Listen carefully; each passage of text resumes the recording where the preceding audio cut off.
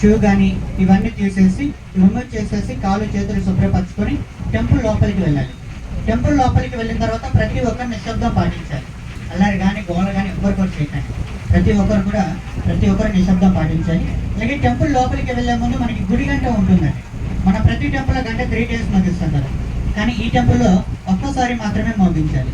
ఎందుకు ఒక్కసారి మోగించాలంటే ఈ టెంపుల్ లోపలికి ఏ కులం వారైనా సరే, ఏ మతం వారైనా సరే టెంపుల్ లోపలికి వెళ్ళవచ్చు. కుల మత భేదాలు అంటూ ఏమీ లేవు. ఎవరైనా సరే మరి టెంపుల్ లోపలికి వెళ్ళవచ్చు. అలాగే టెంపుల్ లోపలికి వెళ్ళిన తర్వాత ఆ స్వామివారు బాగున్నారు కదని చెప్పేసి చాలా మంది ఫొటోస్ వీడియోస్ తీస్తూ ఉంటారు. మరి అలా ఫొటోస్ వీడియోస్ ఎవరు కూడా తీయకండి ప్లీజ్, దయచేసి, ఓకేనా. అలాగే టెంపుల్ లోపల హుండీలు అంటూ కూడా ఏమీ ఉండవు. దక్షిణలు కానీ కానుకలు కానీ ఎవరు కూడా సమర్పించరు. అలాగే టెంపుల్ లోపల పూజారి అంటూ కూడా ఎవరు ఉండరు. ఎవరికి వారిగా వెళ్ళి ఆ స్వామివారి దర్శనం కంప్లీట్ చేసుకొని రిటర్న్ 30 నిమిషాల్లో వచ్చారు. సో ఎందుకంటే ఇక్కడికి మనకి చాలా బోర్డ్స్ వస్తూ ఉంటాయి, వెళ్తూ ఉంటాయి.